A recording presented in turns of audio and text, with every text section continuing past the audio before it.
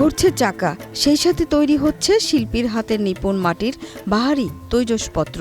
নান্দনিক মাটির জিনিসপত্র তৈরি করলেও আজ হারাতে বসেছে শত বছরের এই মৃৎশিল্প।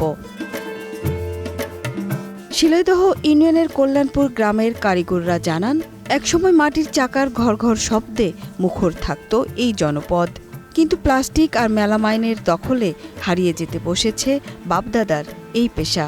আমাদের বাপ ঠাকুরদা করে গেছে পাল সম্প্রদায়, আবার আমি করতেছি, আবার আমার ছেলে করবে। ভ্যান রিক্সা চালানো 400-500-800 হয়, এরকম হয়। 30 বছর কাজ করছে, এইভাবে টুকটাক চলে গেছে, চলতেছে। যদিও এই শিল্পকে টিকিয়ে রাখতে সনাতন পদ্ধতির বদলে অনেকে বেছে নিয়েছে আধুনিক যন্ত্রপাতি। তাছাড়া কেউ কেউ বদলে ফেলেছেন এ পেশা। তাই এই মৃৎশিল্পকে টিকিয়ে রাখতে সরকারি ও বেসরকারি সহযোগিতা চান কারিগররা। চিন্তা ভাবনা আছে ভবিষ্যৎ ছেলেপেলেকে একটু পড়াশোনা শেখায়, একটু অন্য স্বীকৃতি দেওয়ার। মোটামুটি আল্লাহ দিলে ভালো আছে, কিন্তু এটাতে যদি সরকার কোনো সহযোগিতা করে তাহলে আরও ভালো হবে। বিশিষ্টজনেরা বলছেন, সঠিক পরিকল্পনা ও প্রশিক্ষণ পেলে মৃৎশিল্প আন্তর্জাতিক বাজারেও সম্ভাবনাময় খাত হতে পারে।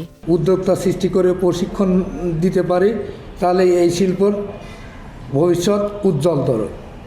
এটা এখন অনলাইন প্ল্যাটফর্মে এটা নিয়ে যেতে হবে আমাদের। মৃৎশিল্পকে টিকিয়ে রাখতে কারিগরদের সহযোগিতার আশ্বাস দিয়েছেন উপজেলা নির্বাহী কর্মকর্তা। কোনো প্রকল্পের ভিত্তিতে বা কোনো ব্যবসায়ী প্রতিষ্ঠান বা মন্ত্রণালয় থেকে যদি আমাদের কাছে আসে সুযোগ সুবিধা, আমরা সেক্ষেত্রে আমাদের সুযোগ অনুযায়ী তাদের সাহায্য করার চেষ্টা করব। এই শিল্পকে টিকিয়ে রাখতে সরকারি পৃষ্ঠপোষকতা এখন সময়ের দাবি। প্রয়োজনীয় সাহায্য পেলে ঐতিহ্যবাহী এই মৃৎশিল্প কেবল টিকে থাকবে না, বরং হয়ে উঠতে পারে একটি লাভজনক রপ্তানি খাত।